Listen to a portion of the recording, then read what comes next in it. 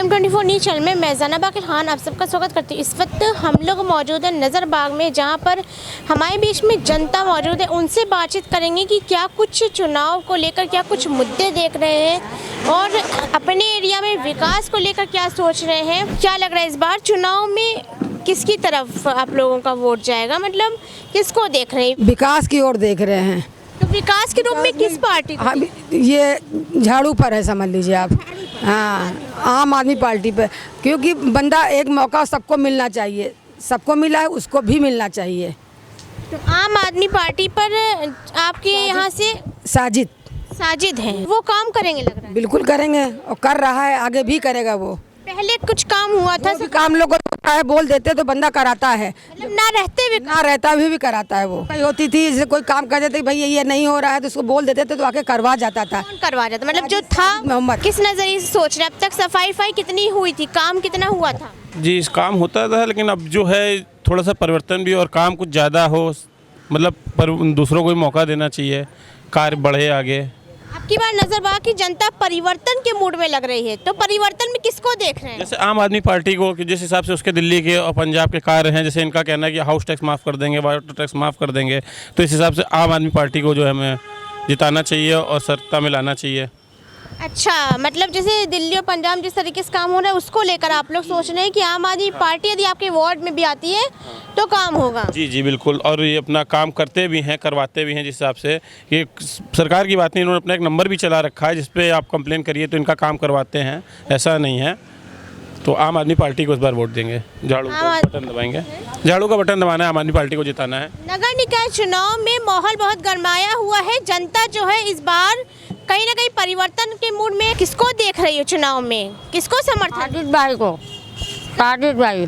साजिद किस पार्टी से? आम आदमी पार्टी से। झाड़ू। अच्छा, तो केजरीवाल के नाम पे देख रही हो कि काम के नाम पे देख? हम लोग काम के नाम पे देखते हैं, काम ओके करते हैं, सब बढ़िया करते हैं। एक जवान कह दीजिए सब काम में वो खड़े आगे। मतलब ये क्या सबका समर्थन आम आदमी पार्टी को जा रहा है? हाँ जी, सबका समर्थन। हाँ हमारा भी है। आपका भी समर्थन जी। आपका किसको है? झाड़ू को। ये है कि जो बढ़िया काम करे वही आना चाहिए।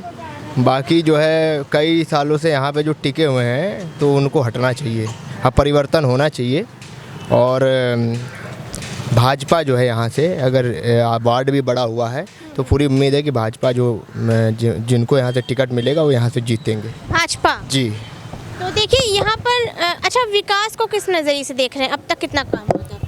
नहीं, काम तो तभी होता है जब चुनाव आ जाते हैं, एक आध महीने में उसी टाइम होता है। लेकिन जो ओवरऑल आप देखिए जो कानून व्यवस्था है और जिस तरीके से गुंडों मवालियों का हाल किया जा रहा है, एक सामंजस्य बैठाने के लिए कि यहाँ पे अगर भाजपा का पार्षद होगा और सरकार भी भाजपा की है तो काम और अच्छी तरीके से होगा। हाँ, गुंडों मवाली में आप जा रहे हैं। गुंडे मवालियों की बात करें, एक बार निकाय चुनाव में सड़क और गली का मुद्दा आ रहा है। सड़क गली का मुद्दा भी यही है ना, काम ठीक से होगा उसके बाद जिस तरीके से। और दूसरे आप वार्ड देखिए, दूसरे वार्ड को देखिए, जो भाजपा के वार्ड हैं उनका विकास देखिए और आप यहाँ का विकास देखिए।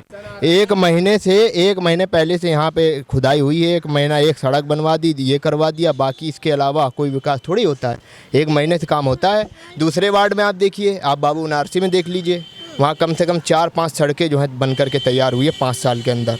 और उसके अलावा भी बहुत काम हुआ है, टंकी, पानी की टंकी और जगह जगह पे साफ़ सफाई का भी मामला वहाँ बहुत अच्छा। आपकी एक बात जो है कि गुंडे मवालियों को सरकार जो है वो उनके साथ कानून व्यवस्था बहुत बढ़िया चल रही है, तो लेकिन ब्रिजभूषण जो है, आप सवाल पूछ रहे थे ब्रिजभूषण के लिए दिल्ली के जंतर मंतर पे इतनी महिलाएं बैठ के प्रदर्शन कर रही हैं, काहे लिए इतनी, बताइए, रात में सड़क पे सोना पड़ा इस डर से कि कहीं उनके साथ कुछ गलत ना हो जाए, उन्होंने आवाज़ उठा दिया। तो फिर वो सब कहाँ है? सुनिए, कभी भी एक पक्ष को सुन करके कोई फैसला नहीं देना चाहिए। अगर आरोप लगा है तो उसकी जांच होनी चाहिए और जैसा जांच में मामला आएगा उसके हिसाब से जो है कार्रवाई होनी चाहिए। अब मैं आपको एक बात बताता हूँ, कोई महिला अगर किसी के ऊपर गलत आरोप लगाए और वो आदमी निर्दोष उसमें निकले तो उसकी जो इज्जत का फालूदा हुआ है, जो उसकी बदनामी हुई है, उसका क्या होगा आप बताइए। आरोपी तो लगे हैं भाई, सबूत उनसे भी मांगा जा रहा है, उनसे भी मांगा जा रहा है। केवल वो ब्रजभूषण का ये कहना है कि हमारे हिसाब से ना चलने की वजह से, जोर देने की वजह से पिछले 2-3 सालों से कोई खिलाड़ी नेशनल नहीं खेला है, कोई बड़ा मेडल नहीं लाया है। कुश्ती में ओलंपिक में कब से गोल्ड मेडल नहीं आया।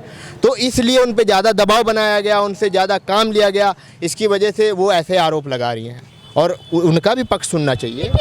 बीजेपी सत्ता में है, बीजेपी की सरकार है, बाबा जी का बुलडोजर चल रहा है, तो कहाँ किसी की हिम्मत पड़ेगी इस तरीके से आरोप लगा के और दिल्ली की जंतर मंतर पे बैठ जाए साहब? नहीं, मेरा कहने का मतलब ये, देखिए बचाने की कोशिश नहीं कर रहा हूँ, ना उनकी तरफदारी कर रहा हूँ। बात ये अगर हुआ है गलत तो ऐसी सज़ा उनको मिलनी चाहिए जो नज़ीर बने।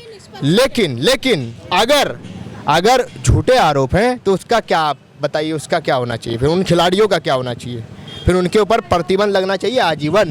किसी के खिलाफ अगर इस तरह से आरोप लगाए गए हैं झूठे, तो फिर उनके खिलाफ भी तो कोई कार्रवाई होनी चाहिए, या एक तरफा होनी चाहिए, आरोप लगा दिया उसको फांसी पे लटका दो, ऐसा होता है? कार्रवाई उस पर करे, सरकार का कुछ एक्शन तो दिखे ना। नहीं, देखिए एक्शन नहीं, असल में जो वहाँ पे प्रदर्शन चल रहा है ना, वो एक समझ लीजिए पार्टी से, एक विचारधारा से ग्रस्त हैं वो लोग, वहाँ आकर के बैठे हुए हैं, उनका समर्थन सब अपोजिशन उनका समर्थन कर रहे हैं, सब आकर के उनसे मिल रहे हैं।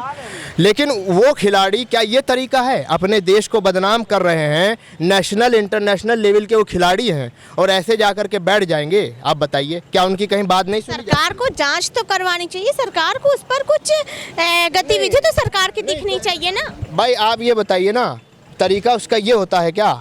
आप इतने बड़े खिलाड़ी हैं और आप जाकर के जंतर मंतर पे बैठ जाइए, पूरे देश की भी बदनामी है। आप पार्टी का फेवर ना लेते हुए ये बताइए कि निष्पक्ष होके बताइए कि अगर ऐसा हुआ वाकई में, तो क्या सरकार को बृजभूषण के साथ ऐसा करना चाहिए जैसा अतीक अहमद के साथ हुआ?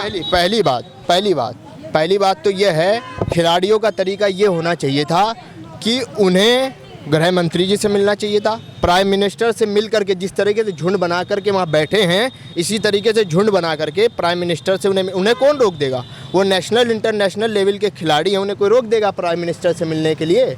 लेकिन वो लोग जो है ऐसा न करके, एक चुनाव करीब हैं, चुनाव चल भी रहे हैं, इस तरह से ग्रस्त होकर के वहाँ आकर के बैठ करके हमारी कोई सुनवाई नहीं हो रही, वो नहीं हो रही। कमेटी बनाई गई है, उसमें जांच भी करवाई गई है, जांच में कुछ नहीं आया है। ये सरकार वैसे भी बेटी पढ़ाओ बेटी बचाओ के मुद्दे पे काम करती है, तो ऐसा हो ही नहीं सकता है कि अगर बृजभूषण गलत हैं तो बच जाएंगे, ऐसा नहीं होगा, ये निश्चिंत है।